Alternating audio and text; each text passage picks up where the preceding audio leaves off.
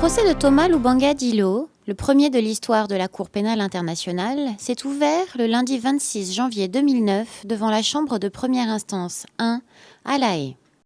Thomas Lubanga Dilo est accusé d'avoir commis, en tant que co-auteur, des crimes de guerre consistant à procéder à l'enrôlement et à la conscription d'enfants âgés de moins de 15 ans dans les rangs des forces patriotiques pour la libération du Congo, le FPLC, branche armée de l'Union des patriotes congolais, UPC, dont il était le président, et à les faire participer activement à des hostilités en Ituri, un district de la province orientale de la République démocratique du Congo, entre septembre 2002 et août 2003. Cette semaine, le procès s'est poursuivi avec la déposition de 2 témoins cités par le bureau du procureur.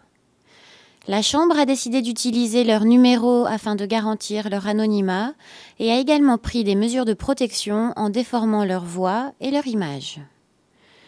Les 2 anciens membres du FPLC ont également témoigné sous anonymat. La Cour est tenue de prendre les mesures propres pour la protection, la sécurité et le bien-être physique et psychologique, la dignité ainsi que la vie privée des victimes et des témoins. Le pseudonyme du premier témoin est OTP DRC WWW0038. Une partie du témoignage s'est passée à huis clos. Pendant le procès public, il a témoigné qu'il était un des gardes du corps d'un des commandants de l'UPC. Après sa formation militaire au Rwanda, de retour en Ituri, il est devenu formateur des nouvelles recrues dans les camps militaires Mandrou de l'UPC. Il a été interrogé par Manoj Sachdeva, substitut du procureur. Vous avez dit à la Cour qu'il y avait jusqu'à 700 personnes dans une brigade et dans un bataillon. J'aimerais vous demander si ces gens, ces soldats, est-ce qu'il s'agissait d'adultes? On était tous mêlés, les adultes et les enfants. Lorsque vous dites enfants, et étant donné le temps que vous avez passé à l'UPC, pouvez-vous nous dire si ces enfants avaient moins de 15 ans? Oui, il y avait des enfants qui avaient moins de 15 ans.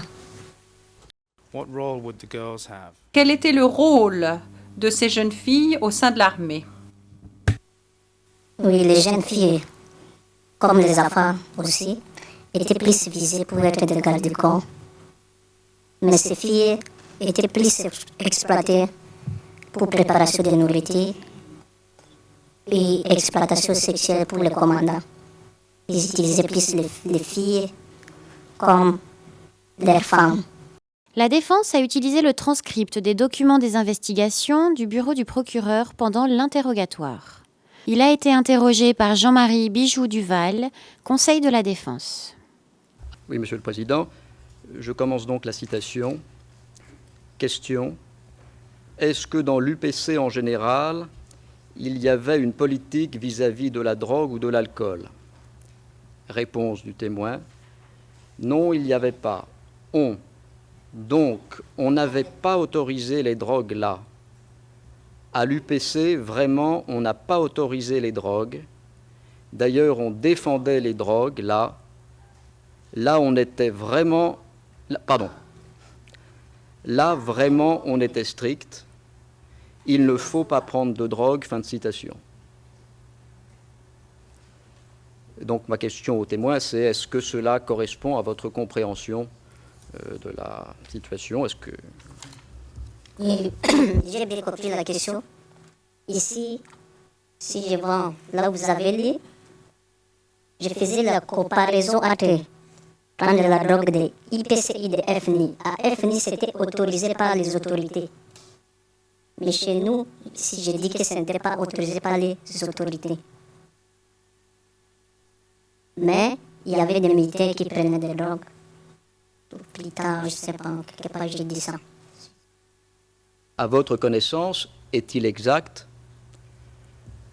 que M. Thomas Lubanga était opposé à cette décision d'attaquer les troupes ougandaises? C'est ce que j'avais écouté chez le commandant Saloum, quand il était... Parce que M. Thomas Lubanga et le chef d'état-major et d'autres commandants de brigade étaient entrés en réunion. C'est là les sorties, lorsque le commandant Saloum, parce que nous étions aussi parmi ceux qui étaient, comme j'étais dans sa brigade, comme un de ceux qui utilisaient l'armée, on était sortis avec lui. Lui aussi devait participer à la réunion. Quand il était sorti, il était très fâché. Et quand on est rentré dans notre état-major, c'est-à-dire là où le commandant de brigade était dans notre cas, il était fâché. Et il nous disait pourquoi M. le Président ne voulait pas qu'on puisse attaquer les Ougandais. Il était très fâché. C'est à ma connaissance ce qu'il nous avait dit aux ceux qui étaient aux alentours, c'est-à-dire des officiers qui étaient avec lui. Le témoin suivant, répondant au pseudonyme OTP DRC WWW 000299, était l'un des gardes de Thomas Lubanga Dilo quand son fils de 11 ans a été recruté par l'UPC. Il a été interrogé par Manoj Sachdeva, substitut du procureur. Well, let me ask you this. Bien, je vais vous poser la question suivante. Quand avez-vous revu votre enfant par la suite? Je suis allé le voir au centre de l'Argot et je les ai rencontrés pendant qu'ils se promenaient sans uniforme militaire, sans armes avec eux. Et il était avec d'autres soldats un peu plus âgés que lui. Donc je l'ai vu et il m'a vu et je l'ai interpellé, il est venu. Nous sommes entrés dans un restaurant et nous avons mangé et je lui ai demandé de rentrer à Bunia et d'abandonner le service militaire parce que c'était un enfant de 11 ans ne pouvait pas affronter le service militaire. D'abord, l'arme qu'il portait pesait 4 kilos. Comment un enfant de 4 ans, un enfant de 11 ans pouvait-il prendre cette arme? Donc, comment pouvait-il affronter les ennemis? C'est ainsi que j'ai pris mon fils avec moi et nous sommes allés à Bunia. And when he left, was he considered a deserter? Quand il est parti, est-ce qu'il était considéré comme un déserteur? Lorsque je l'ai ramené chez moi à la maison et qu'il est allé à l'école, il était considéré comme un déserteur.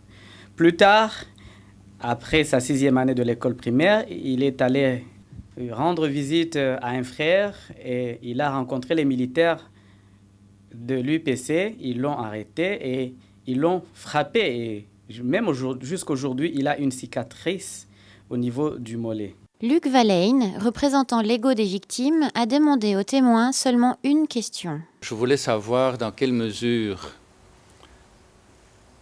le fils a eu des conséquences qui sont restées après qu'il a quitté l'UPC, que ce soit au niveau de sa santé ou à d'autres domaines.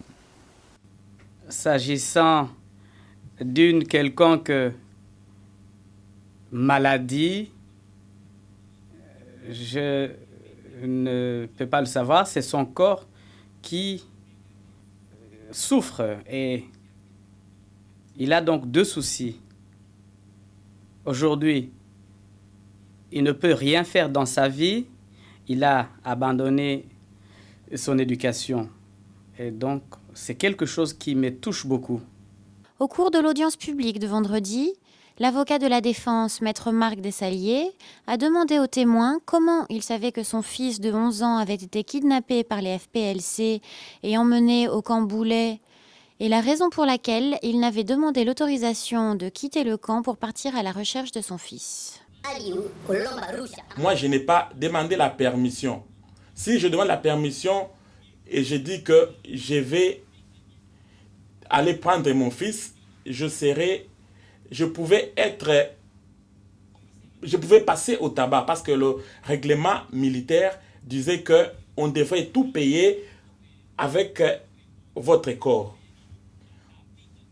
comment on paie avec les corps, c'est-à-dire vous allez passer au tabac parce que votre corps appartient à l'État. L'interrogatoire de la défense a continué lundi.